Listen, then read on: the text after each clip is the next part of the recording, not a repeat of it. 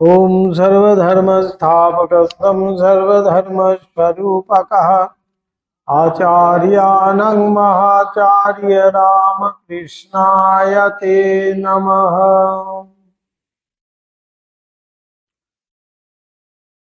আমাদের হচ্ছিল বৈষ্ণব চরণ ও গৌরীর কথা।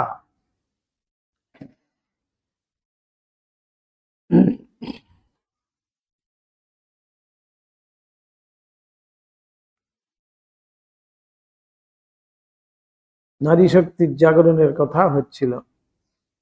হিমাংশু বাবু একটু দরজাটা একটু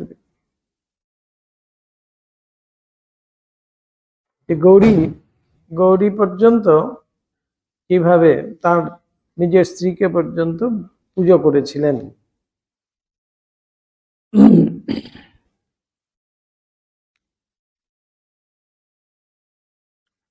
পরের পৃষ্ঠা হবে না, 18 হয়ে গেছে।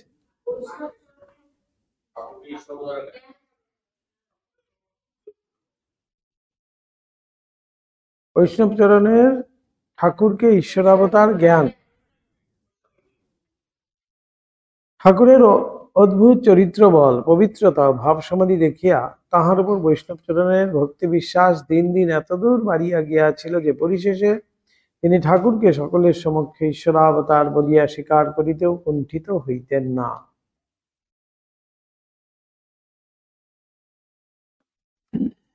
এটা হয়ে গেল যেন আমাদের মনে হয় না।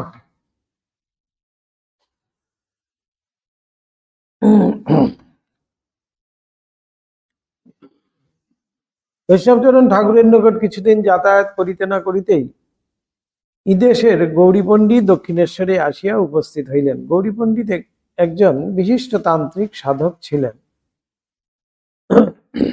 দক্ষিণেশ্বরের কালীবাটিতে তিনি পৌঁছিবা মাত্র তাহাকে লইয়া একটি মজার ঘটনা ঘটে। ঠাকুরের নিকটেই আমরা উহা শুনিয়া আছি। ঠাকুর বলিতেন গৌরীর একটি সিদ্ধাই বা তপস্যালব্ধ ক্ষমতা ছিল। গাড়ু আর গামছা ঠাকুর লুকিয়ে দিয়েছিলেন। ঠাকুর সেটা জানতে পেরে লুকিয়ে দিয়েছিলেন। এই গাড়ু আর গামছা নিয়ে তিনি যেখানে গিয়ে বসতেন সেখানে কেউ তাকে আর হারাতে পারত না তর্কযুদ্ধে। ঠাকুর সেটা জেনে লুকিয়ে দিয়েছিলেন। আর কয়েকবার তিনি এটি রব করতেন, হা রে রে রে লীনালম্ব লম্বোদর জননী কম ইয়ামি শরণম, এই কথাগুলি উচ্চারণ করিয়া তবে সে বাটিতে সভাস্থলে প্রবেশ করিতেন। ঠাকুর বলিতেন, জলদ গম্ভীশ্বরে বীর ভাবদ্য হা রে রে রে শব্দ এবং আশ্চর্যকৃত দেবী স্তোত্রের ওই এক পাত তাহার মুখ হইতে শুনিলে সকলের হৃদয় কি একটা অব্যক্ত ত্রাসে চমকিত হইয়া উঠিত। উহাতে দুইটি কার্য সিদ্ধ হইত। প্রথম, ওই শব্দে গৌরীর ভিতরের শক্তি সম্যক জাগরিতা হইয়া উঠিত, এবং দ্বিতীয়, তিনি উহার দ্বারা শত্রুপক্ষকে চমকিত মুগ্ধ করিয়া তাহাদের বল হরণ করিতেন। এটাই সিদ্ধাই। ঐরূপ শব্দ শুনিয়া ঐরূপ শব্দ করিয়া এবং কুস্তিগীর পালোয়ানেরা যে বাহুতে তাল ঠোকে সেইরূপ তাল ঠুকিতে ঠুকিতে গৌরী সভা মধ্যে প্রবেশ করিতেন ও বাদশাহী দরবারে সভ্যেরা যেভাবে উপবেশন করিত পদদ্বয় মুড়িয়া তাহার উপর সেইভাবে সভাস্থলে বসিয়া তিনি তর্ক সংগ্রামে প্রবৃত্ত হইতেন। বজ্রাসনে, আগেকার রাজারা এরকম বজ্রাসনেই গিয়ে কিন্তু বসতেন, বজ্রাসন। ঠাকুর বলিতেন, তখন গৌরীকে পরাজয় করা কাহারও সাধ্যায়ত্ত হইত না। পরে আসছে এই গাড়ু আর গামছা। গৌরীর এই সিদ্ধায়ের কথা ঠাকুর জানিতেন না, কিন্তু দক্ষিণেশ্বরে কালীবাটিতে পদার্পণ করিয়া যেমন গৌরী উচ্চরবে হা রে রে রে শব্দ করিলেন, অমনি ঠাকুরের ভিতরে কে যেন ঠেলিয়া উঠিয়া তাহাকে গৌরীর অপেক্ষা উচ্চরবে ওই শব্দ করাইতে লাগিল। বলছে ঠাকুরের ভাব এমন, তুমি আর কে চুনোপুটি, তার থেকেও আমি জোরে আওয়াজ দিতে পারি। বলে ঠাকুর যেন ভিতর থেকে কেউ যেন ঠেলে ঠেলে সেই আওয়াজ দিয়ে দিচ্ছে। ঠাকুর জোরে জোরে আরো দিচ্ছে। ঠাকুরের মুখ নিশ্চিত ওই শব্দে গৌরী উচ্চতর রবে ওই শব্দ করিতে লাগিলেন। ঠাকুর তাহাতে উত্তেজিত হইয়া তদপেক্ষা অধিকতর উচ্চ রবে হা রে রে রে করিয়া উঠিলেন। ঠাকুর হাসিতে হাসিতে বলিতেন, বারংবার সেই দুই পক্ষের হা রে রে রে রবে যেন ডাকাত পড়ার মতো এক ভীষণ আওয়াজ উঠিল। খুব হইচই আর কি সেখানে। আলিবাড়ির দারোয়ানেরা যে যেখানে ছিল সশব্যস্তে লাঠি সোটা লইয়া তদভিমুখে ছুটিল। ভাবছে কিছু একটা হয়ে গেছে। অন্য সকলে ভয়ে অস্থির। যাহা হোক, গৌরী এক্ষেত্রে ঠাকুরের অপেক্ষা উচ্চতর রবে আর ওই সকল কথা উচ্চারণ করিতে না পারিয়া শান্ত হইলেন। ঠাকুর প্রথমে আসতেই ঠাকুর কিন্তু শান্ত করে দিল এবং একটু যেন বিষণ্ণ ভাবে ধীরে ধীরে কালীবাটিতে প্রবেশ করিলেন। গৌরী গৌরী ভাবছে এইখানে আমি ঠিক, আমার চলবে না। অপর সকলেও ঠাকুর এবং নবাগত পণ্ডিতজি ওই রূপ করিতেছিলেন জানিতে পারিয়া হাসিতে হাসিতে যে যাহার স্থানে চলিয়া গেল। ঠাকুর বলিতেন, তারপর মা জানিয়ে দিলেন গৌরী যে শক্তি বা সিদ্ধায়ে লোকের বলহরণ করে নিজে অজেয় থাকতো, সেই শক্তির এখানে ওই রূপে পরাজয় হওয়াতে তার ওই সিদ্ধাই থাকলো না। দক্ষিণেশ্বরে প্রবেশ করা মাত্রই তার সেই সিদ্ধাই কিন্তু ভগ্ন হয়ে গেল। এখানে আর সিদ্ধাই টিকলো না। মা তার কল্যাণের জন্য তার শক্তিটা নিজেকে দেখাইয়া ঠাকুর এর ভিতর টেনে নিলেন। বাস্তবিক দেখা গিয়াছিল গৌরী দিন দিন ঠাকুরের ভাবে মোহিত হইয়া তাহার সম্পূর্ণ বশ্যতা স্বীকার করিয়াছিলেন। গৌরী পণ্ডিত তান্ত্রিক সাধক ছিলেন। ঠাকুরের শ্রীমুখে শুনিয়াছি গৌরী প্রতি বৎসর দুর্গাপূজার সময় জগদম্বার পূজার যথাযথ সমস্ত আয়োজন করিতেন এবং বসনা অলঙ্কারে ভূষিতা করিয়া আলপনা দেওয়া পিঠে বসাইয়া নিজের গৃহিণীকেই শ্রী শ্রী জগদম্বা জ্ঞানে 3 দিন ভক্তিভাবে পূজা করিতেন। দেখুন, এগুলো আমাদের বাংলায় কিন্তু আগের থেকেই প্রচলিত। তন্ত্রের শিক্ষা, যত স্ত্রী মূর্তি সকলই সাক্ষাৎ জগদম্বার মূর্তি। বিদ্যা সমস্তাস্তব দেবী ভেদাহ স্ত্রিয়ঃ সমস্তা সকলা জগৎসু। চণ্ডীর কথা। সমস্ত স্ত্রী মূর্তি সকলই সাক্ষাৎ জগদম্বার মূর্তি। সকলের মধ্যেই জগন্মাতার জগৎপালিনী ও আনন্দদায়িনী শক্তির বিশেষ প্রকাশ। সেই জন্য শ্রীমূর্তি মাত্রকেই মানবের পবিত্রভাবে পূজা করা উচিত। শ্রীমূর্তির অন্তরালে শ্রী শ্রী জগন্মাতা স্বয়ং রহিয়াছেন একথা স্মরণ না রাখিয়া ভোগ্য বস্তু মাত্র বলিয়া সকাম ভাবে স্ত্রীর শরীর দেখিলে উহাতে শ্রী শ্রী জগন্মাতারই অবমাননা করা হয় এবং উহাতে মানবের অশেষ অকল্যাণ আসিয়া উপস্থিত হয়। চণ্ডীতে বলছেন সমস্ত দেবতাদের সেই স্তুতি। বিদ্যা সমস্তাস্তব দেবী ভেদাহ স্ত্রিয়ঃ সমস্তা সকলা জগৎসু ত্বয়িকয়া পুরিতমং বৈ তৎ কা তে স্তুতি স্তব্য পরা পরক্তি। সর্বভূতা যদা দেবী স্বর্গ মুক্তি প্রদায়িনী তং স্তুতা সুদে কা বা ভব মুক্তয়ঃ। আচ্ছা, তো চণ্ডীতে সেরকমই। হে দেবী, তুমি জ্ঞান রূপিণী, জগতে উচ্চাবচ্চ যত প্রকার বিদ্যা আছে যাহা হইতে লোকের অশেষ প্রকার জ্ঞানের উদয় হইতেছে সে সকল তুমি। তাই মায়ের প্রণামে আমাদের বলা হচ্ছে সর্ববিদ্যা স্বরূপিণী। মাকে সেই জগদম্বা বলা হচ্ছে, তো তাই মায়ের মধ্যে আমরা মাকে যখন প্রণাম করছি সর্ববিদ্যা স্বরূপিণী, সমস্ত বিদ্যা সেখান থেকেই আসছে। উৎস স্থান হলো গিয়ে সেই মাতৃদেবী জগন্মাতৃকা। যত প্রকার বিদ্যা আছে তাহা হইতে লোকের অশেষ প্রকার জ্ঞানের উদয় হইতেছে সে সকল তুমি। তদ্দৎ রূপে প্রকাশিতা, তুমি স্বয়ং জগতের যাবতীয় স্ত্রী মূর্তি রূপে বিদ্যমানা। তুমি একাকিনী সমগ্র জগৎ পূর্ণ করিয়া উহা সর্বত্র বর্তমান। তুমি অতুলনীয়া বাক্যাতীতা, স্তব করিয়া তোমার অনন্ত গুণের উল্লেখ করিতে কে কবে পারিয়াছে বা পারিবে? বৈকয়া কাতে স্তুতি স্তব্য পরাপরক্তি, যে কে তোমার স্তব করতে পারে?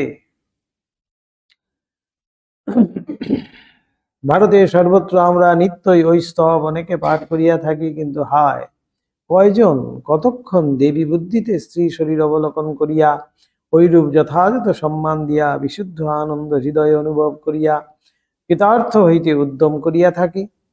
শ্রী শ্রী জগন্মাতার বিশেষ প্রকাশের আধার স্বরূপিণী স্ত্রীমূর্তিকে হীন বুদ্ধিতে কলুষিত নয়নে দেখিয়া কে না দিনের ভিতর শতবার সহস্রবার তাহার অবমাননা করিয়া থাকে। হায় ভারত, ঐরূপ পশু বুদ্ধিতে স্ত্রী শরীরের অবমাননা করিয়াই এবং শিবজ্ঞানে জীবসেবা করিতে ভুলিয়াই তোমার বর্তমান দুর্দশা। কবে জগদম্বা আবার কৃপা করিয়া তোমার এ পশু বুদ্ধি দূর করিবেন, তাহা তিনি জানেন। এই সবই হলো মহামায়ার মায়া। গৌরী পণ্ডিতের আর একটি অদ্ভুত শক্তির কথা আমরা ঠাকুরের শ্রীমুখে শুনিয়াছিলাম। বিশিষ্ট তান্ত্রিক সাধকেরা জগন্মাতা নিত্য পূজান্তে হোম করিয়া থাকেন। গৌরী বাঁ হাতে কাঠ রেখে হোম যে কুণ্ড বানানো হয়, সেটি বাঁ হাতের উপরে সেই কুণ্ড বানাতেন এইভাবে, কুণ্ড ধরে এরকম করে আছে, আর ডান হাত দিয়ে হোম করতেন, হোম করিয়া থাকে। গৌরীও সকল দিন না হোক অনেক সময় হোম করিতেন, কিন্তু তাহার হোমের প্রণালী অতি অদ্ভুত ছিল। অপর সাধারণে যেমন জমির উপর মৃত্তিকা বা বালুকার দ্বারা বেতি রচনা করিয়া তদুপরি কাষ্ঠ সাজাইয়া অগ্নি প্রজ্বলিত করেন এবং আহুতি দিয়া থাকেন, তিনি সেরূপ করিতেন না। তিনি স্বীয় বাম হস্ত শূন্যে প্রসারিত করিয়া হস্তের উপরেই এককালে 1 মণ কাঠ সাজাইতেন। এত ওজন হাতের উপরে রাখতেন, তো এটাই সিদ্ধাই। এবং অগ্নি প্রজ্বলিত করিয়া ওই অগ্নিতে দক্ষিণ হস্তর দ্বারা আহুতি প্রদান করিতেন।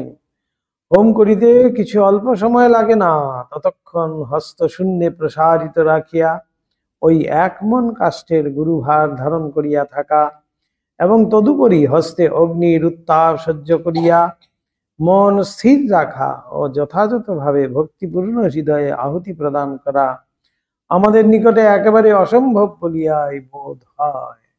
সিদ্ধাই না হলে সেটি অসম্ভব। সেজন্য আমাদের অনেকে ঠাকুরের মুখে শুনিয়াও ওই কথা সহসা বিশ্বাস করিতে পারিতেন না।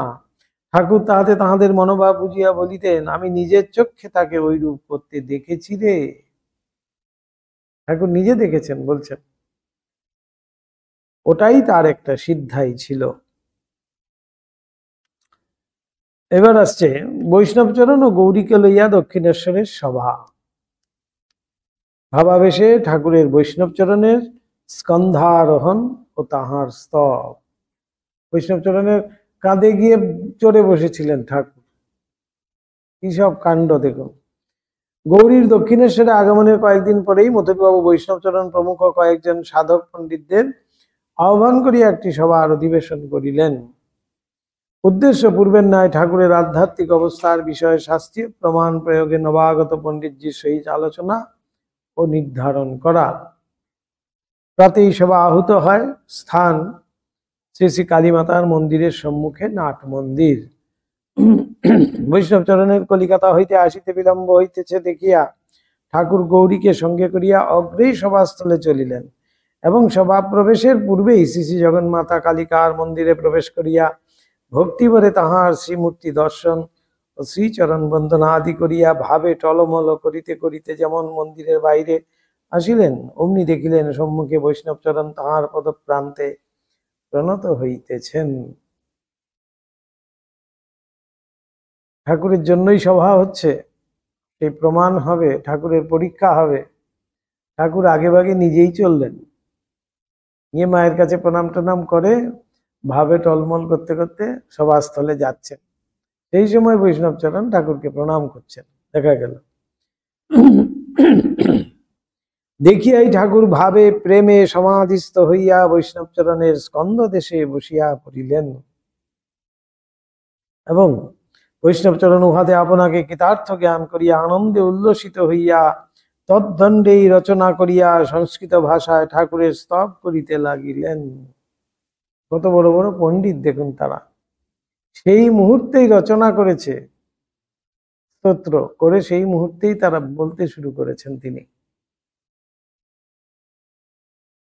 ঠাকুরের সেই সমাধিস্থ প্রসন্নোজ্জ্বল মূর্তি এবং বৈষ্ণব চরণে তদ্রূপে আনন্দ উচ্ছ্বাসিত হৃদয়ে সুললিত স্তব পাঠ দেখিয়া শুনিয়া মথুর প্রমুখ উপস্থিত সকলে স্থির নেত্রে ভক্তিপূর্ণ হৃদয়ে চতুর্পার্শ্বে দণ্ডায়মান হইয়া স্তম্ভিত ভাবে অবস্থান করিতে লাগিলেন।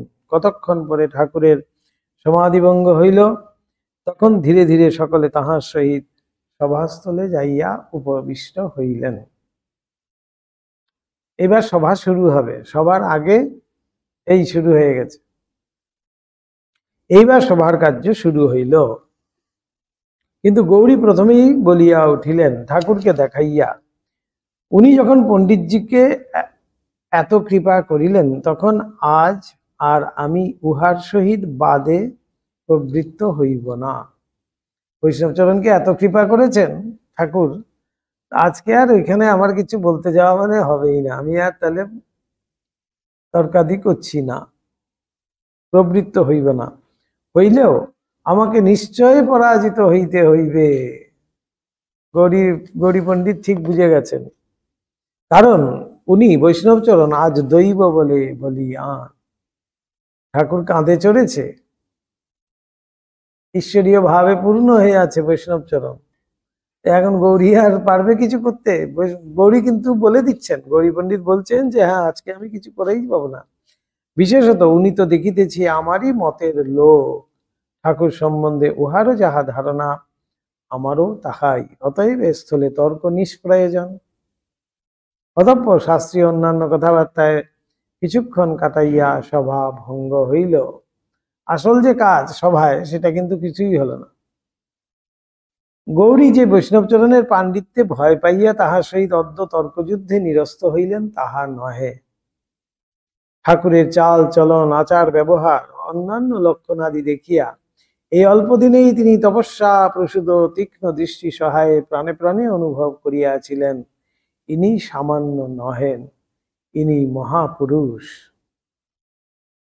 এমন সব এত বড় পণ্ডিত, তারা শুধুমাত্র যে শাস্ত্রীয় ব্যাখ্যা আদি করেছেন বা শাস্ত্রাদি পড়েছেন, সেই পাণ্ডিত্য লাভ করেছেন তা কিন্তু নয়, সাথে তাদের সেই সাধনা ছিল বলে এই সূক্ষ্ম দৃষ্টিও লাভ করেছিলেন। তাই তো ঠাকুরকে দেখে চিনতে পেরেছিলেন, বৈষ্ণব চরণই বলুন আর গৌরী পণ্ডিতই বলুন। মহাপুরুষ বলছেন ইনি সামান্য নহে, কারণ ইহার কিছুদিন পরেই ঠাকুর একদিন গৌরীর মন পরীক্ষা করিবার নিমিত্ত তাহাকে জিজ্ঞাসা করেন, আচ্ছা, বৈষ্ণবচরণ নিজের শরীর দেখাইয়া একে অবতার বলে, এটা কি হতে পারে? তোমার কি বোধ হয় বলো দেখি। এইবার গৌরী পণ্ডিতের উত্তর কত সুন্দর দেখুন, ঠাকুর নিজেই সব খোঁচা দিয়ে বের করছেন। বলছেন বৈষ্ণবচরণ তো এরকম বলে, একে নিজেকে দেখিয়ে বলছেন একে তো বলে অবতার, তোমার কি মনে হয় বলো দেখি। গৌরী তাহাতে গম্ভীর ভাবে উত্তর দিলেন, বৈষ্ণবচরণ আপনাকে অবতার বলে, তবে তো ছোট কথা বলে। আরেক ডিগ্রি উপর দিয়ে অবতার বলা, তার মানে তো ছোট হয়ে গেলেন আপনি। আমার ধারণা, যাহার অংশ হইতে যুগে যুগে অবতারেরা লোককল্যাণ সাধনে জগতে অবতীর্ণ হইয়া থাকেন, যাহার শক্তিতে তাহারা ওই কার্য সাধন করেন, আপনি তিনি। ঠাকুরের সমক্ষে গৌরী পণ্ডিত এত বড় একটা কথা বলছেন, এ অবতার বলে, এটা তো অনেক ছোট কথা। অবতাররা যেখান থেকে আসছে, সেই যে উৎসস্থান, সেই যে শক্তি, সেই শক্তির স্বরূপ হলেন গিয়ে আপনি, অর্থাৎ সেই ঈশ্বর। সেই ঈশ্বরের অংশে এক একজন অবতার এসে পৃথিবীতে লোককল্যাণ সাধনের জন্য বিভিন্ন সময়ে এসছেন। আমি তো দেখছি আপনি অংশও নন, যেখান থেকে এই শক্তি সব আসে, এই অংশ সব আসে, সেই শক্তি হলেন গিয়ে আপনি। আপনি তিনি। ঠাকুর শুনিয়া হাসিতে হাসিতে বলিলেন, ও বাবা, তুমি যে আবার তাকেও ছাড়িয়ে যাও কেন বলো দেখি? আমাতে কি দেখছো বলো দেখি। গৌরী বলিলেন, শাস্ত্র প্রমাণে এবং নিজের প্রমাণ নিজের প্রাণের অনুভব হইতে বলিতেছি। শাস্ত্রজ্ঞ তো ছিলেনই, উপরন্তু সাধক হিসাবে পরিচিত তিনি। এমন সাধনা করছেন, সেই জন্য সেই সূক্ষ্ম দৃষ্টি লাভ করেছিলেন, সেই অনুভব, এই অনুভবের থেকেই কিন্তু তিনি এই কথা বলতে পারছেন। সব বলে শাস্ত্র প্রমাণ তো আছেই, সেটা আমি অন্যথা বলছি না, কিন্তু আমার যে অনুভব সেটার থেকেও আমি বলছি। শাস্ত্র প্রমাণে এবং নিজের প্রাণের অনুভব হইতে বলিতেছি। এ বিষয়ে যদি কেহ বিরুদ্ধ পক্ষাবলম্বনে আমার সহিত বাদে প্রবৃত্ত হয়, তাহা হইলে আমি আমার ধারণা প্রমাণ করিতেও প্রস্তুত আছি। চ্যালেঞ্জ ছুড়ে দিলেন একেবারে। কেউ যদি অন্যরকম কিছু করে প্রতিপক্ষ হিসাবে দাঁড়ায়, আমি তার সাথে তর্ক করতে রাজি আছি। চ্যালেঞ্জ দিয়ে দিলেন একটা। গৌরী বলিলেন, ঠাকুর বালকের ন্যায় বলিলেন, তোমরা সব এত কথা বলো, কিন্তু কে জানে বাপু, আমি তো কিছু জানি না। একেবারে বালক বধ, শিশুর মতো সরল ভাব ঠাকুরের, কিন্তু নিজেই জিজ্ঞেস করছেন, তুমি এত যে বলো এসব কি? বৈষ্ণব চরণ এমন বলে, তুমি কি বলো? এমন সব কথা শুনে তারপরে বলছেন যে তোমরা এত সব বলো, আমি তো কিছুই জানি না। গৌরী বলিলেন, ঠিক কথা, শাস্ত্রও ওই কথা বলেন। এটাও একটা প্রমাণ। সাথে সাথে গৌরী কিন্তু সেই প্রমাণ দিয়ে দিলেন আবার একটা, ঠিক কথা, শাস্ত্র ওই কথা বলেন, আপনিও আপনাকে জানেন না। অতএব অন্যে আর কি করে আপনাকে জানবে বলুন? যদি কাহাকেও কৃপা করে জানান, তবেই সে জানতে পারে। তাই ঠাকুরের ক্ষেত্রেও আমরা দেখছি, মায়ের ক্ষেত্রেও তাই দেখছি, স্বামীজির ক্ষেত্রেও তাই দেখছি। স্বামীজি সেই যে বীরেশ্বর, তিনি বীরেশ্বর শিব একমাত্র সেই মহাপুরুষ মহারাজ মাত্র দেখতে পেয়েছিলেন। স্বামীজি শুয়ে আছে, মশারি টাঙিয়ে মহাপুরুষ মহারাজ দর্শন করছেন, মশারির চারিদিকে ছোট ছোট বটুক ভৈরব সব আছে, যেমন ওই বীরেশ্বর শিবে দেখা যায়, মাঝখানে শিবলিঙ্গ, চারিদিকে বটুক ভৈরব সব আছে। ওইরকম বটুক ভৈরব সব ঘুরে বেড়াচ্ছে আস্তে আস্তে আস্তে মশারির চারিদিকে। মহাপুরুষ মহারাজ দেখে সেই দিন যেন একেবারে সত্যি সত্যি বুঝতে পারলেন, প্রত্যক্ষ প্রমাণ। স্বামীজি কি জানতেন নিজের মধ্যে? কোনোদিনও সেটা জানতেন না। যখন স্বরূপ জ্ঞান হয়ে যাবে তখন এই শরীর থাকবে না। ঠাকুর তো বলছেন, ঠাকুর তাই জগন্নাথ পুরী ধামে গেলেন না, বলছেন স্বরূপের জ্ঞান হয়ে যাবে। তাই গয়াও গেলেন না, সেখান থেকে এই শরীরের সৃষ্টি হয়েছিল, সেখানে স্বরূপের জ্ঞান হয়ে যাবে, তাই সেখানে থাকবে না, শরীর থাকবে না।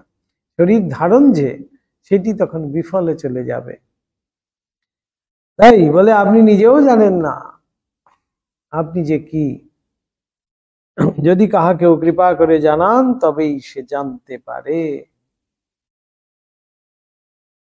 শিবু দাদা মাকে কত করে জিজ্ঞেস করছে, না আগে বলো তুমি কে? বলে, কে আবার? আমি তোর খুড়ি। বলছে, বেশ তো, যাও না। মা দেখছেন এবার বিপদে পড়েছেন, পরিচয় নিয়েই ছাড়বে, তবে লোকে বলে কালী। শিবু দাদা জিজ্ঞেস করছেন, ঠিক তো? বলছে, হ্যাঁ কালী। 3 বার জিজ্ঞেস করলেন। বলছে, বেশ, এবার চলো। কনফার্ম করে শিবু দাদা তারপরে বলছেন, চলো এবার। এই হচ্ছে গিয়ে ঠিক ঠিক পরিচয় যেন দিচ্ছেন, কিন্তু ওই মায়ার দ্বারা আচ্ছাদিত হয়ে আছেন। তারা এই মানব কল্যাণ সাধন করতেই এই মানব শরীর ধারণ করেছেন, তাই সেই স্বরূপের জ্ঞান তাদের মধ্যে দেখা যাচ্ছে না। কিন্তু স্বরূপের জ্ঞান যে নেই সেটা কিন্তু বলা যাবে না।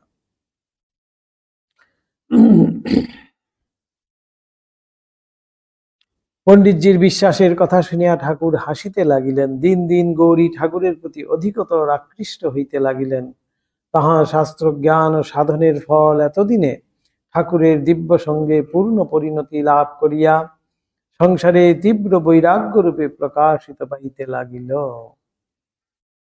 দিন দিন তাহার মন পাণ্ডিত্য, লোকমান্য, সিদ্ধায় প্রভৃতি সকল বস্তুর প্রতি বিতরাগ হইয়া ঈশ্বরের শ্রীপাদপদ্মে গুটাইয়া আসিতে লাগিল।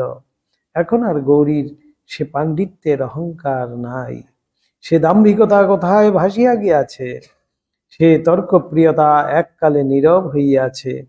তিনি এখন বুঝিয়াছেন ঈশ্বর পাদপদ্ম লাভের একান্ত চেষ্টা না করিয়া এতদিন বৃথা কাল কাটাইয়াছেন, আর ওরূপে কালক্ষেপ উচিত নহে।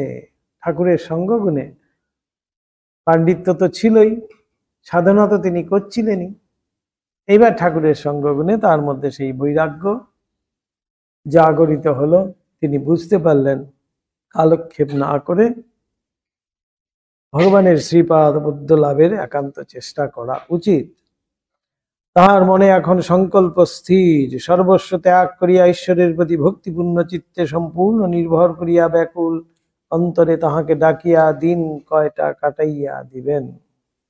এইরূপে যদি তাহার কৃপা ও দর্শন লাভ করিতে পারেন, এইরূপে ঠাকুরের সঙ্গ সুখে ও ঈশ্বর চিন্তায় দিনের পর দিন, মাসের পর মাস কাটিয়া যাইতে লাগিল।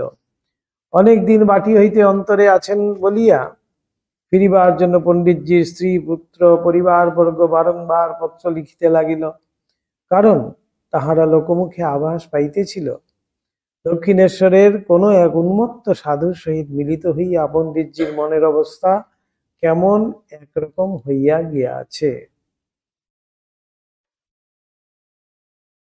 তারা খবর পাচ্ছিলেন বাড়ির লোকেরা, পাছে তাহারা দক্ষিণেশ্বরে আসিয়া তাহাকে টানাটানি করিয়া সংসারে পুনরায় লিপ্ত করে। তাহাদের চিঠির আভাসে পণ্ডিতজির মনে ওই ভাবনাও ক্রমশ প্রবল হইতে লাগিল। অনেক ভাবিয়া চিন্তিয়া গৌরী উপায় উদ্ভাবন করিলেন এবং শুভ মুহূর্তে হৃদয় জানিয়া ঠাকুরের শ্রীপদে প্রণাম করিয়া সজল নয়নে বিদায় প্রার্থনা করিলেন। ঠাকুর বলিলেন, সে কি গৌরী, সহসা বিদায় কেন, কোথায় যাবে? গৌরী করজোরে উত্তর করিলেন, আশীর্বাদ করুন যেন অভীষ্ট সিদ্ধ হয়। ঈশ্বর বস্তু লাভ না করিয়া আর সংসারে ফিরিব না। সংসার ত্যাগ করে তিনি চললেন। এত বড় পণ্ডিত, এত বড় যার মান যশ সব আছে, পরিবার বর্গ সব আছে, সমস্ত ত্যাগ করে কিন্তু তিনি চললেন। তারা এসে আবার দক্ষিণেশ্বরে যদি হামলা করে, সেই জন্য তারা আসার আগেই কিন্তু ঠাকুরের কাছে বিদায় নিয়ে প্রণাম করে আশীর্বাদ প্রার্থনা করে তিনি চললেন। তদবধি সংসারে আর কখনো কেহ বহু অনুসন্ধানেও গৌরী পণ্ডিতের দেখা পাইলেন না। সেই যে সংসার ত্যাগ করেছেন আর কিন্তু কোনোদিন এদিকে আসেননি। এইরূপে ঠাকুর বৈষ্ণবচরণ এবং গৌরীর জীবনের নানা কথা আমাদিগের নিকট অনেক সময় উল্লেখ করিতেন। আবার কখনো বা কোনো বিষয়ের কথা প্রসঙ্গে তাহাদিগকে ওই বিষয়ে কি মতামত প্রকাশ করিতে শুনিয়াছিলেন সে বিষয়েরও উল্লেখ করিতেন। আমাদের মনে আছে একদিন জনৈক ভক্ত সাধককে উপদেশ দিতে দিতে ঠাকুর তাহাকে বলিতেছেন, মানুষের ইষ্টবুদ্ধি ঠিক ঠিক হলে তবে ভগবান লাভ হয়।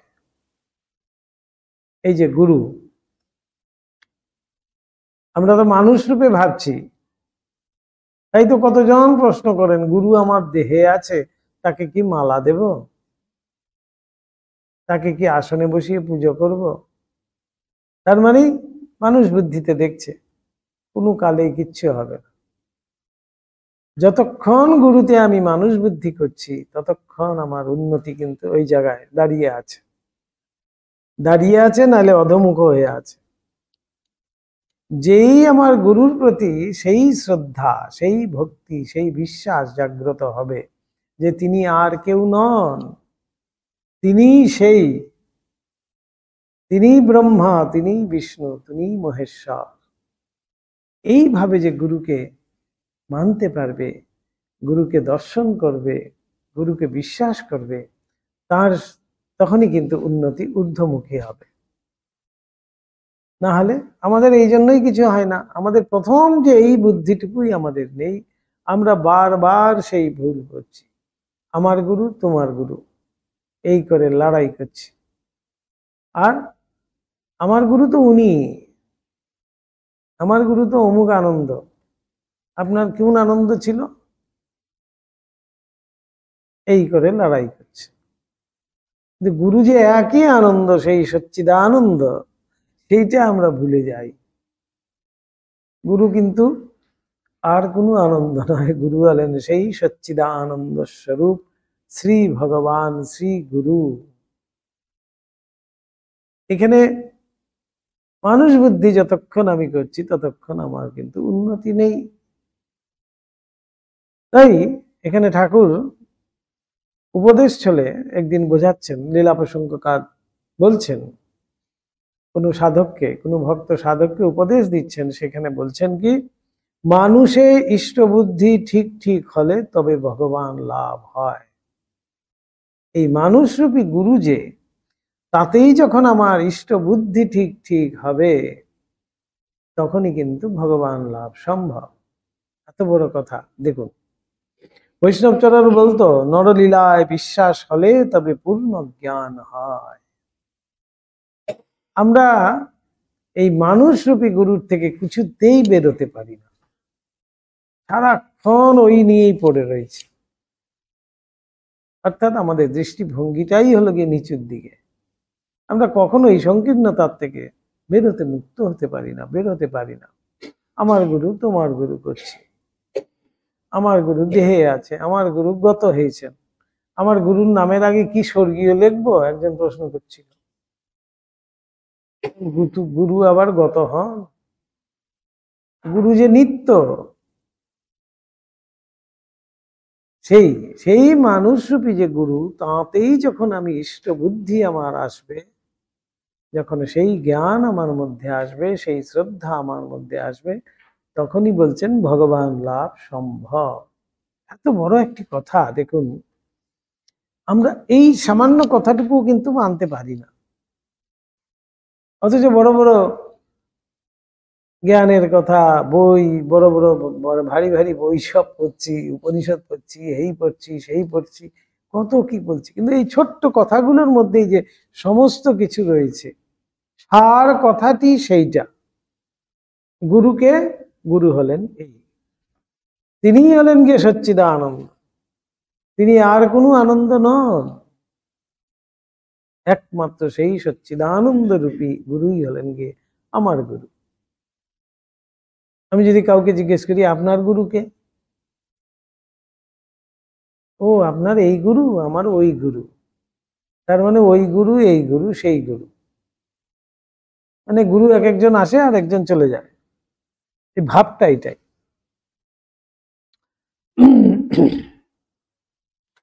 কখনো বা কোনো ভক্তের কালী ও কৃষ্ণ এই বিশেষ ভেদ বুদ্ধি দেখিয়া তাহাকে বলিতেন, ও কি হীন বুদ্ধি তোর?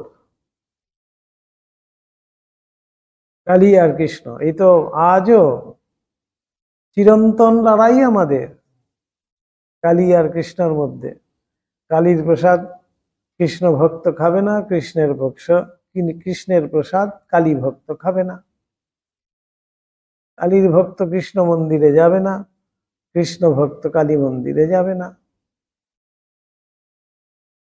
কৃষ্ণ ভক্ত এইরকম করে তিলক কাটবে, কালী ভক্ত একেবারে বড় করে লাল টিপ কাটবে। কৃষ্ণ ভক্ত তুলসীর মালা পরবে, কালী ভক্ত রুদ্রাক্ষের মালা পরবে।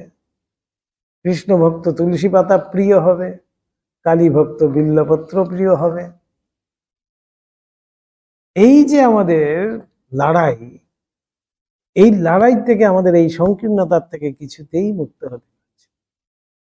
অথচ সাধকরাই আমাদেরকে কতবার করে বলে গেছেন, তাদের সেই সূক্ষ্ম দৃষ্টির দ্বারা, তাদের অনুভবের দ্বারা, তাদের রচিত সেই গানের মধ্যে আমরা কিন্তু পাই। ঠাকুর বলছেন রামপ্রসাদ, কমলাকান্ত তারা গানে সিদ্ধ। গানে সিদ্ধ মানেই হলো গানগুলো তারা শুধু রচনা করার জন্য, পাণ্ডিত্য দেখানোর জন্য, লোকমান্যতা পাওয়ার জন্য কিন্তু গান রচনা করেননি। তাদের মনের ভাব গানের মধ্যে দিয়ে বের করেছেন।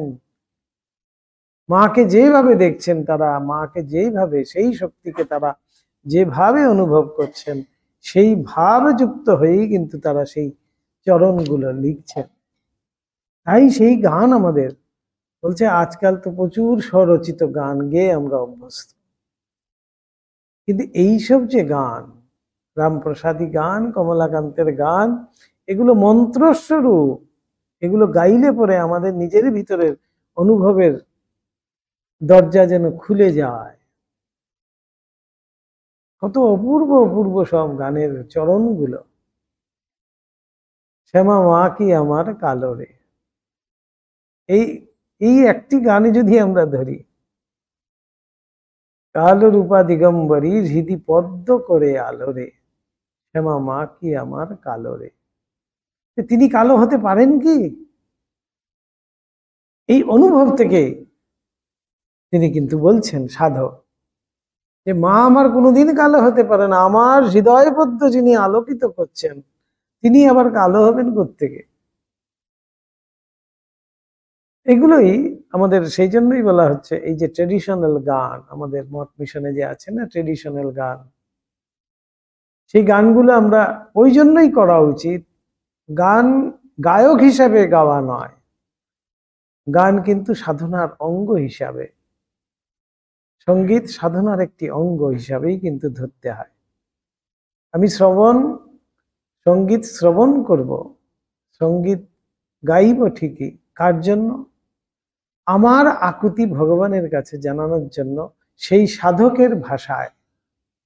এই হলো কি সঙ্গীত যে কেন সাধনার আমাদের প্রয়োজন, আমারই যে আকুতি, আমারই যে অনুভব, সেই সাধক তারা যেরকম বলে গেছেন তাদেরই ভাষায় আমার সেই আকুতি আমি আমার ভগবানকে জানাচ্ছি। তাই সেই সংকীর্ণতা আমাদের দূর না করা পর্যন্ত হবে না। এই ঠাকুর বলছেন, তোর কে এই হীন বুদ্ধি রে, যে হীন বুদ্ধি তারাই কিন্তু এটা বলবে। জানবি যে তোর ইষ্টই কালী কৃষ্ণ গৌর সব হয়েছেন। কি অপূর্ব কথা, যে এই যে সর্বভাব সমন্বয়কারী তিনি, সর্বভাব সমন্বয় করছেন তিনি শ্রীরামকৃষ্ণ অবতারে। এর মধ্যে দিয়েই কিন্তু আমরা বুঝতে হবে, কোথাও এতটুকু সংকীর্ণতা নেই, কি উদারতা। বলছেন সমস্ত কালী কৃষ্ণ শিব রাম সকল আমার এলোকেশী। যে শাক্ত, সেই এলোকেশী, অর্থাৎ সেই যে মা জগদম্বা এলোকেশী রূপে দাঁড়িয়ে আছেন, তিনি আর কেউ নয়। সেই শিব, তিনি কৃষ্ণ, তিনি রাম, তিনি বিষ্ণু, তিনি রাধা, তিনি লক্ষ্মী, তিনি মনসা, সব তিনি। সেখানে স্ত্রী পুরুষ বলেও কিন্তু কিছু নেই। ভগবান এক, ভগবানের আবার স্ত্রী পুরুষ লিঙ্গালিঙ্গ ভেদ আছে নাকি? তা তো নেই, ভগবান এক। তাই কালী কৃষ্ণ শিব রাম সকল আমার এলোকেশী, মন করো না দেশা দেশি। তোতাপুরীকে ঠাকুর গেয়ে শোনাচ্ছেন তো, মন করো না দেশা দেশি, অর্থাৎ এই মনের মধ্যে কোনো বিদ্বেষ রেখো না। কেন? তুমি যাকে ব্রহ্ম বলছো আমি তাকে মা বলছি। তোতাপুরীকে শেখাচ্ছেন তো, তোতাপুরীকে গেয়ে শোনাচ্ছেন ঠাকুর, ওই যে কালী কৃষ্ণ শিব রাম সকল আমার এলোকেশী।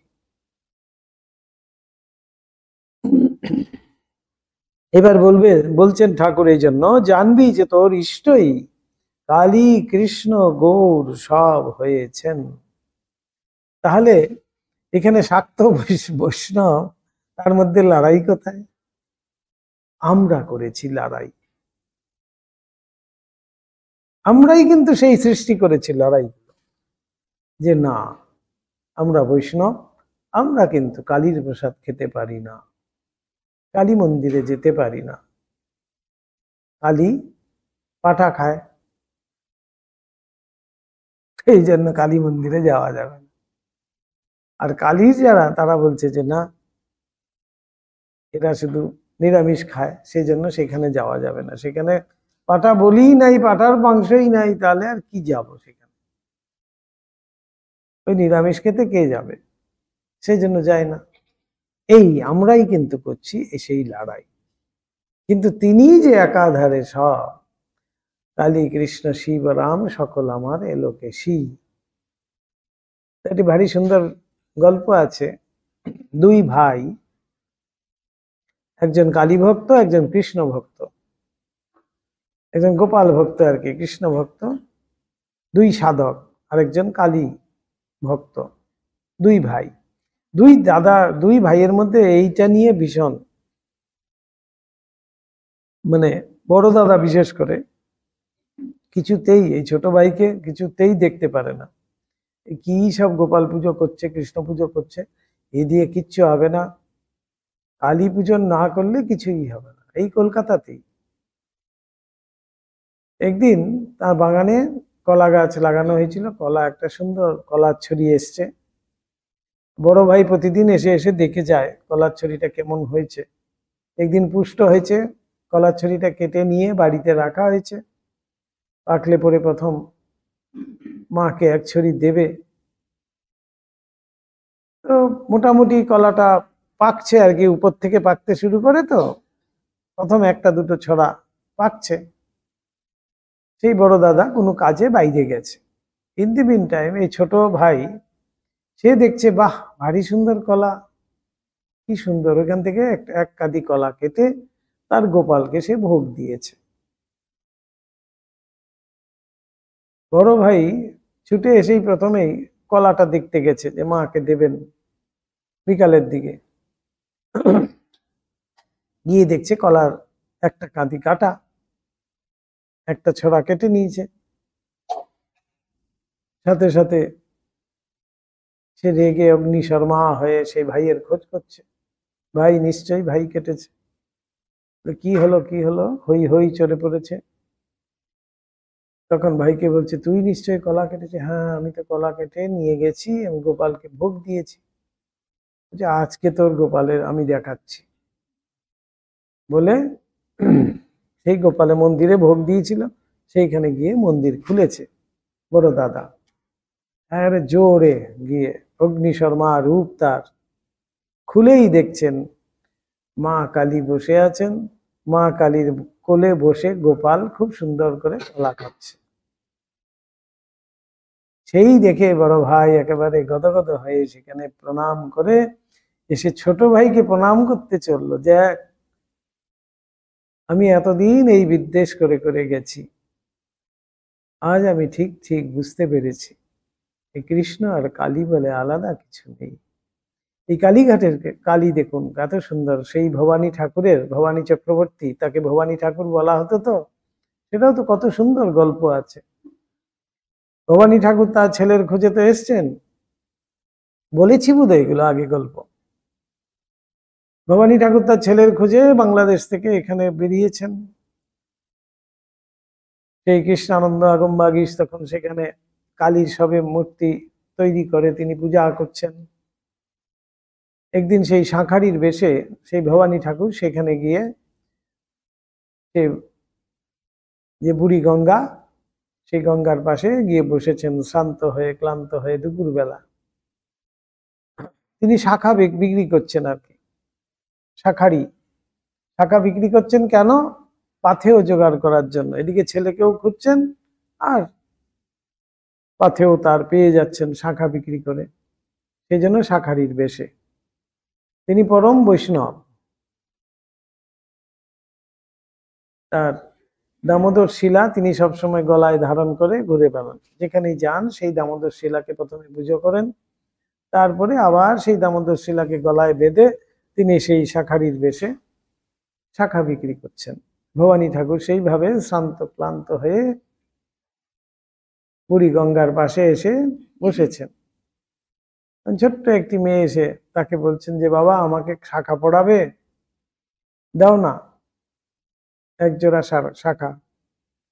ভবানী ঠাকুর তার মুখের দিকে তাকিয়ে, এত ঢলঢলে ছোট্ট মেয়ে, কি সুন্দর। ভবানী ঠাকুর খুব স্নেহে আপ্লুত হয়ে বলছে এসো এসো মা, আমি পরিয়ে দিই বলে তার হাতে দুটো শাঁখা পরিয়ে দিয়েছে। মেয়ে তো খুব নাচতে নাচতে গঙ্গার দিকে চলে গেছে। মেয়ে যাওয়ার সময় বলে গেছে ওইখানে আমার বাবা আছে, ওইখানে আরেক জোড়া শাঁখা দিয়ে তুমি পয়সা নিয়ে নিও। ভবানী ঠাকুর উঠে গিয়ে তখন সেই ঘরে বাঁশের বেড়া টেরা দিয়ে ঘর বানানো একটা, সেখানে গেছেন। গিয়ে দেখছেন এক সন্ন্যাসী বেরিয়ে এসছে, কৃষ্ণানন্দ আগমবাগীশ। কৃষ্ণানন্দ হলেন গিয়ে তন্ত্রসারের যে তিনি রচয়িতা, তন্ত্রসার লিখেছেন। আর উনি হলেন গিয়ে মহাপ্রভুর সমসাময়িক, মহাপ্রভুর ক্লাসমেটও ছিলেন নাকি, সহপাঠী। সেই কৃষ্ণানন্দ বেরিয়ে এসছেন, সন্ন্যাসী। বলছেন এখানে ছোট্ট মেয়েটি বলে গেল এখানে তার বাবা থাকে, বাবার কাছে একজোড়া শাঁখা দিয়ে সেই শাঁখার পয়সা নিয়ে যেতে আমাকে বলেছে, তাই এসছি। তখন কৃষ্ণানন্দজি খুব জোরে অট্ট হাসি হাসলেন, বলে আমার আবার মেয়ে, এখানে কোথায় শাঁখা বেচবে তুমি, আমি যে সন্ন্যাসী, ইত্যাদি বলে ভবানী ঠাকুরকে বিদায় দিলেন। ভবানী ঠাকুর আস্তে আস্তে আবার বেরিয়ে যাচ্ছেন। ততক্ষণে মন্দির খোলার সময় হয়েছে। কৃষ্ণানন্দজি গিয়ে মন্দির খুলছেন, গিয়ে দেখছেন মায়ের দু হাতে শাঁখা পড়া আর দু হাত খালি। তিনি ছুটে বেরিয়ে এসে সেই শাঁখারির খবর করছেন, কোথায় গেল কোথায়। সেই প্রান্তরে দূরে দেখছে শাঁখারি চলে যাচ্ছে। তিনি খুঁজে খুঁজে সেই আবার ডাক দিতে দিতে সেই শাঁখারিকে ফেলালেন, ফিরিয়ে নিয়ে এসে বলছেন যে এসো ভাই, তুমি ধন্য, দেখো দেখো, এসে দেখে যাও তুমি কাকে শাঁখা পরিয়েছ। ভবানী ঠাকুর সেখানে গিয়ে সেই শাঁখা দেখে বলছে এই যে দু গাছা শাঁখা, এটাই কি তুমি দিয়েছিলে দুপুরবেলা? বলছে আজ্ঞে হ্যাঁ, এই শাঁখাই আমি দিয়েছি। বলছে তাহলে এবার বোঝো তুমি কাকে শাঁখা পরিয়েছ। এইবার আমি বুঝেছি, আমি উপযুক্ত লোক পেয়ে গেছি মায়ের সেবা করার, এইবার আমি চললাম। কৃষ্ণানন্দ আগমবাগীশ কিছুতেই আর থাকবেন না। আর ভবানী ঠাকুর বলছেন না, আমি পরম বৈষ্ণব, আমি এই মায়ের সেবা কিভাবে করব? আমি তো কোনোদিন কালী পুজো করিনি, কালীকে আমি মানিই না। বলছে না, তুমিই যোগ্য সেবক মায়ের, আমি জানি মায়ের নির্দেশেই তুমি এখানে এসে উপস্থিত হয়েছ, তাই তুমিই তার যোগ্য সেবক, এবার থেকে তুমি মায়ের সেবা করবে। আমি চললাম আমার সেই গন্তব্য হিমালয়। তিনি হিমালয়ে চলে গেলেন। ভবানী ঠাকুর এখন মহাদ্বিধায় পড়ে কি করবে। এখন সন্ন্যাসী বলে তিনি বলে গেছেন তাঁর এতদিনের পূজিত সেই মূর্তি বিগ্রহ, তিনি যথারীতি সকালবেলা প্রথমে তার সেই শিলাকে তিনি নামিয়ে দামোদর শিলাকে নামিয়ে প্রথমে শিলাকে পুজো করেন, খুব ভালো করে পুজো টুজো করে একটা কুলঙ্গিতে তুলে রাখেন, যাতে না মায়ের সাথে দেখা হবে না আর কি, সেই জন্য তুলে রাখেন। তুলে রেখে সেই কুলঙ্গি বন্ধ করে তারপরে যেমন শিখিয়ে গেছিল মাকে সেইভাবে তিনি পুজো করেন। এইভাবেই চলছে, কিন্তু ভিতরে ভিতরে ভাবছেন যে আহা আমার এই কি হলো বুঝছেন। এরকম একদিন সকালবেলা উঠে কালী মন্দির খুলেছেন, দেখছেন কালীর গোটা কপালে মুখে সব দিকে চন্দন লেগে আছে। তো তিনি হেসে হেসে বলছেন মাকে, এতদিনে একটু তো তবু একটা ভালোবাসার মতো হয়ে যায় সেই মূর্তির প্রতি। মাকে হেসে হেসে বলছেন, বা তোমারও দেখি চন্দন পরার ইচ্ছে হয়েছে, তা বললেই তো হতো, নিজে পড়তে গেছো চারিদিকে ছড়িয়ে সব নোংরা করে রেখে দিয়েছো, সব ভরিয়ে রেখেছো, আমাকে বললেই তো হতো, আমি বেশ চন্দন পরিয়ে দিতাম। এসব বলে টলে তিনি গিয়ে সেই তার যে শিলা, দামোদর শিলা, তাকে নামাতে গেছেন। তখন সেই শিলার মধ্যে দেখছেন শিলার গায়ে একেবারে সিঁদুর লেগে রয়েছে। তখন তিনি ছুটে এসে সেই শিলাকে বুকে ধারণ করে নিয়ে এসে মায়ের সামনে সাষ্টাঙ্গ হয়ে বলছেন যে আজ আমি বুঝেছি তুমিই হলে কৃষ্ণ। আবার মাকে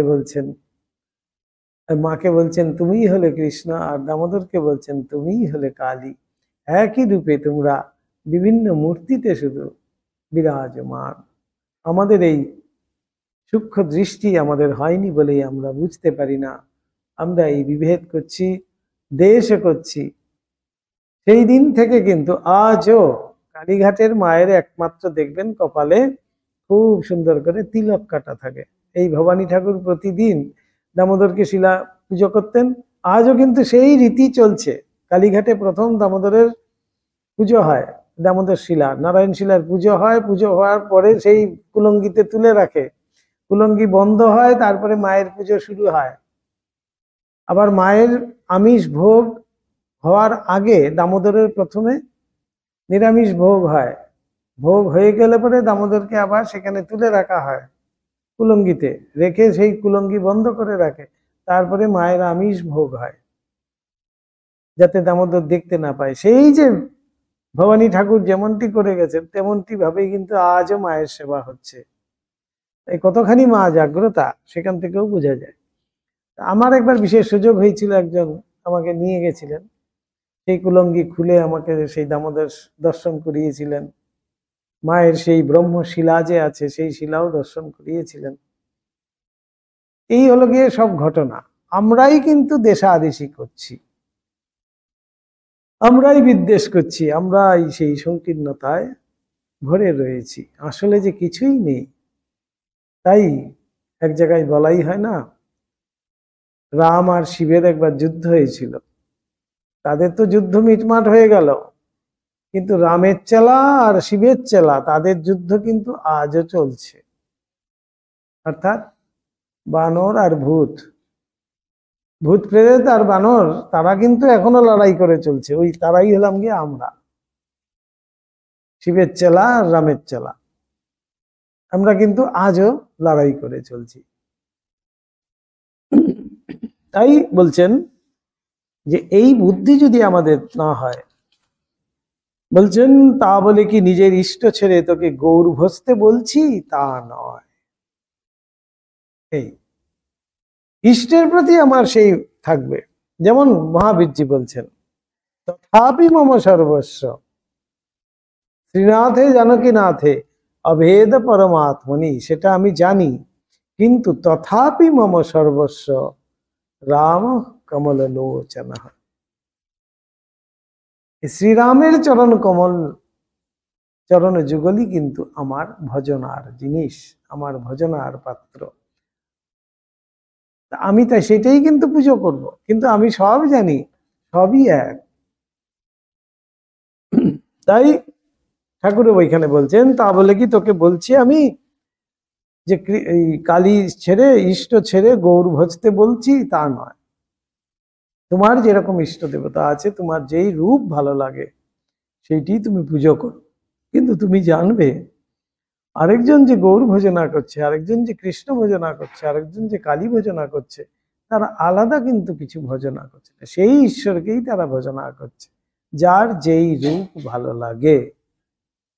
তবে দেশ বুদ্ধিটা ত্যাগ করবি, তোর ইষ্টই কৃষ্ণ হয়েছেন, গৌর হয়েছেন, এই জ্ঞানটা ভিতরে ঠিক রাখবি।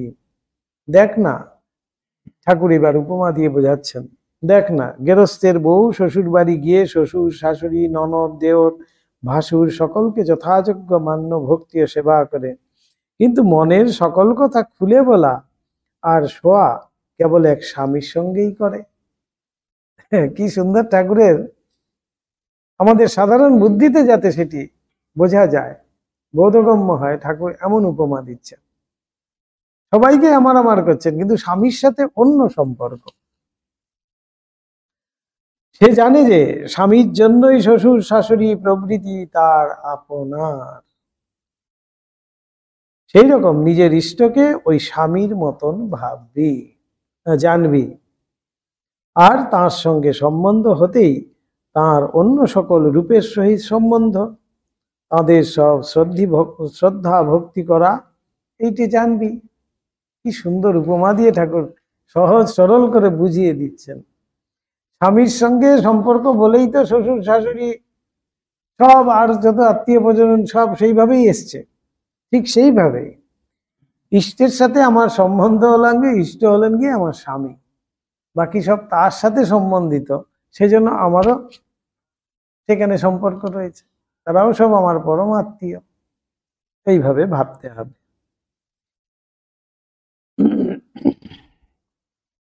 ওইরূপ জেনে দেশ বুদ্ধিটা তাড়িয়ে দিবি। গৌরী বলতো, কালিয়া আর গৌরাঙ্গ এক বোধ হলে তবে বুঝবো যে ঠিক জ্ঞান হলো। গৌরীর কথা প্রসঙ্গেই তো এসছে এটা। গৌরী এত বড় পণ্ডিত, তিনি সেই কথাই বলেছেন, কালী আর গৌর যখন এক বোধ হবে তখনই জানবো ঠিক ঠিক আমার জ্ঞান হয়েছে।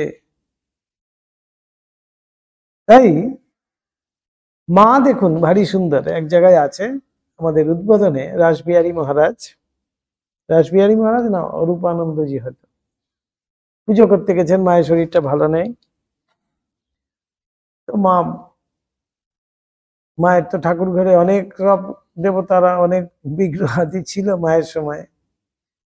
তো তিনি ভিতরে ঢুকে আবার বেরিয়ে এসছেন, মাকে এসে বলছেন, মা আমি তো সব ঠাকুর এদের তো সব মন্ত্রতন্ত্র জানি না, কিভাবে পুজো করব। ওখানে গোপালও আছে, কালীও আছে দেখলাম, শিবও আছে, আরো কি কি সব, মায়ের তো অনেক কিছু ছিল, দ্বারকাশিলা ছিল, বিষ্ণু পাদপদ্ম ছিল, এসব আমরা দেখেছি। একটা ছোট্ট কালী মূর্তি ছিল, গোপাল মূর্তি ছিল, এসব নানান সব দেবতারা, রাধাকৃষ্ণ ছিল একটা বৃন্দাবন থেকে আনা মায়ের, এগুলো সবই কিন্তু মা পুজো করতেন প্রতিদিন।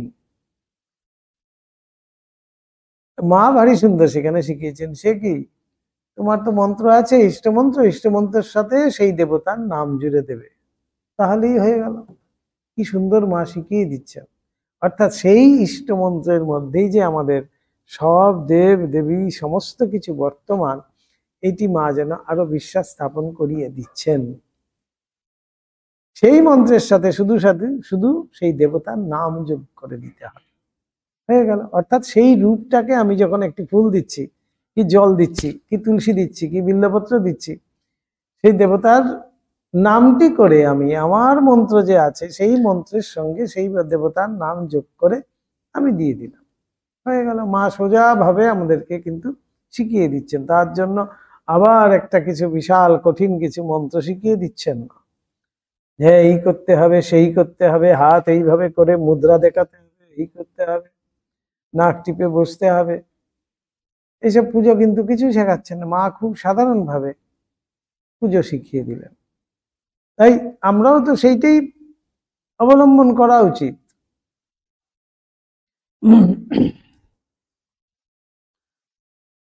আবার কখনো বা ঠাকুর কোনো ভক্তের মন সংসারে কাহারও প্রতি অত্যন্ত আসক্ত থাকায় স্থির হইতেছে না দেখিয়া তাহাকে তাহার ভালোবাসার পাত্রকেই ভগবানের মূর্তি জ্ঞানে সেবা করিতে ভালোবাসিতে বলিতেন।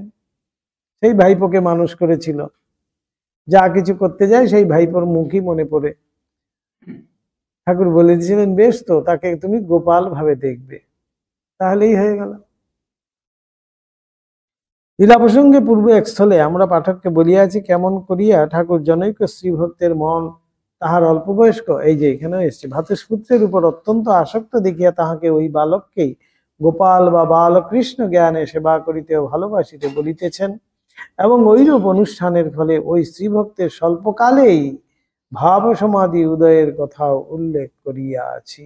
এত দূর অগ্রসর হয়ে গেছে, এত দূর উন্নত হয়ে গেছে, ভাব সমাধি পর্যন্ত হয়েছে। ভালোবাসার পাত্রকে ঈশ্বর জ্ঞানে শ্রদ্ধা ও ভক্তি করার কথা বলিতে বলিতে কখনো কখনো ঠাকুর বৈষ্ণবচরণের ওই বিষয়ক মতের উল্লেখ করিয়া বলিতেন। বৈষ্ণবচরণ বলতো, যে যাকে ভালোবাসে তাকে ইষ্ট বলে জানলে ভগবানে শীঘ্র মন যায়।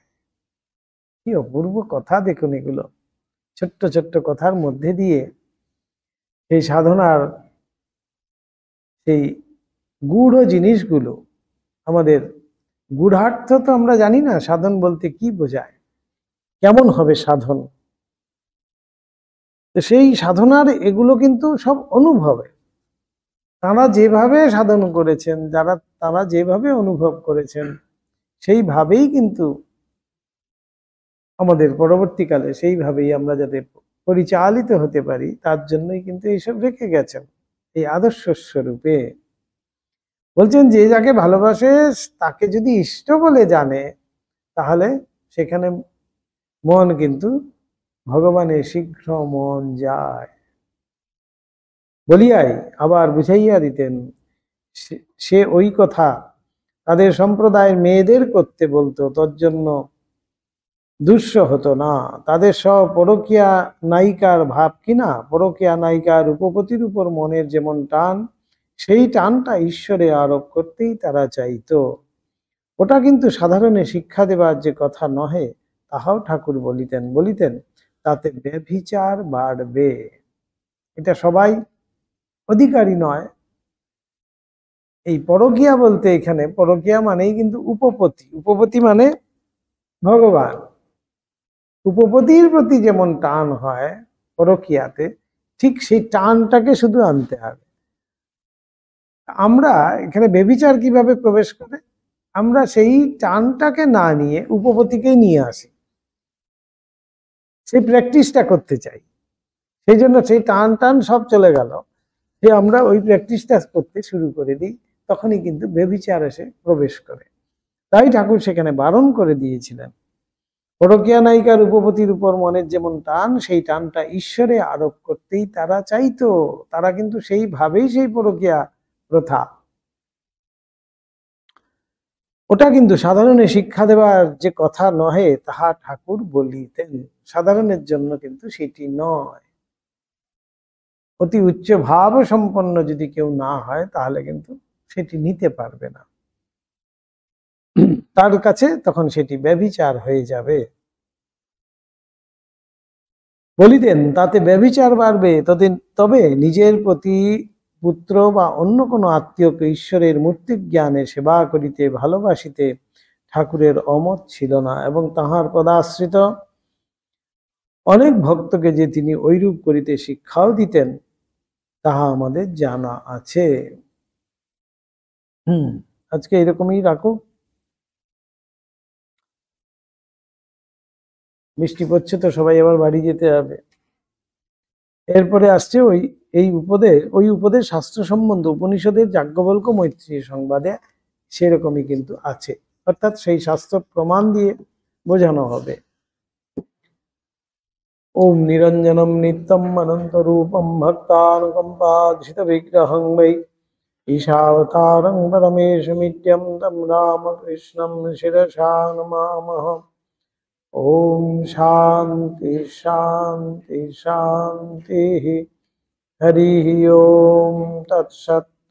श्री रामकृष्णार्पणमस्तु।